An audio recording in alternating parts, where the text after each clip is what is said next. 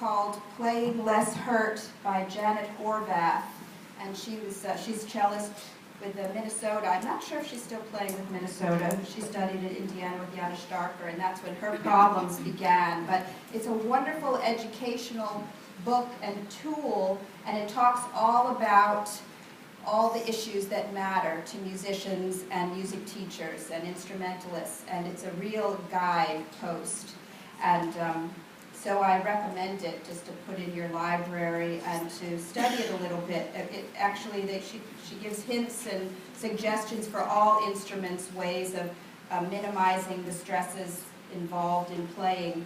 And I just want to also demonstrate another point that Janet speaks about just in terms of position and posture in playing, and this concept of playing with a neutral position, neutral joints, because it's one way of looking at your students and being aware of how some instruments, they're obviously asymmetrical. Piano is probably the luckiest instrument of all because it's the most symmetrical in terms of posture, positioning, and arm use, even though the right hand is usually busier than the left, but in terms of notes.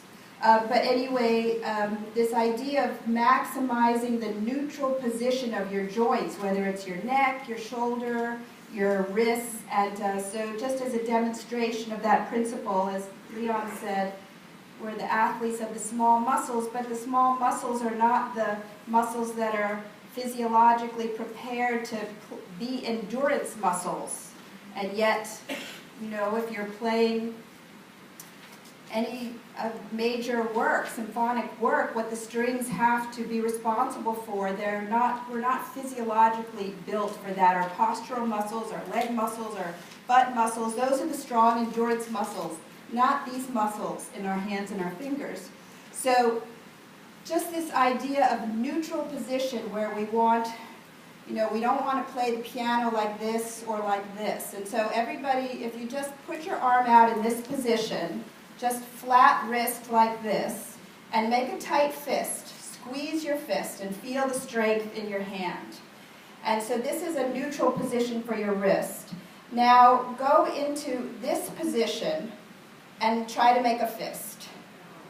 And notice how you don't have the strength, you don't have the flexibility, you certainly won't be able to achieve the same kind of effect in this position as the other, and then go back up into this position and try to make a fist and see how limited you are. So that idea of maximizing the neutral positions of your joints is a very important element, and so that's, sometimes it's not possible to do with certain instruments, when you play like that all the time, but it's a way to it's something to keep in mind also.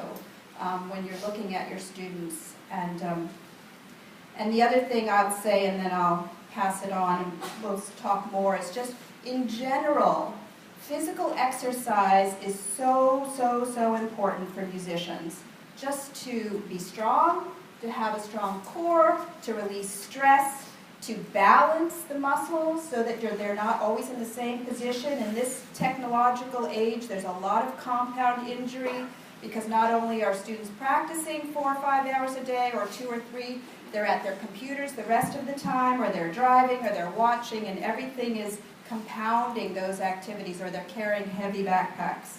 So I think what I've started to see is injuries happening at a younger and younger age with musicians, 14, 15, teenagers, high school, college.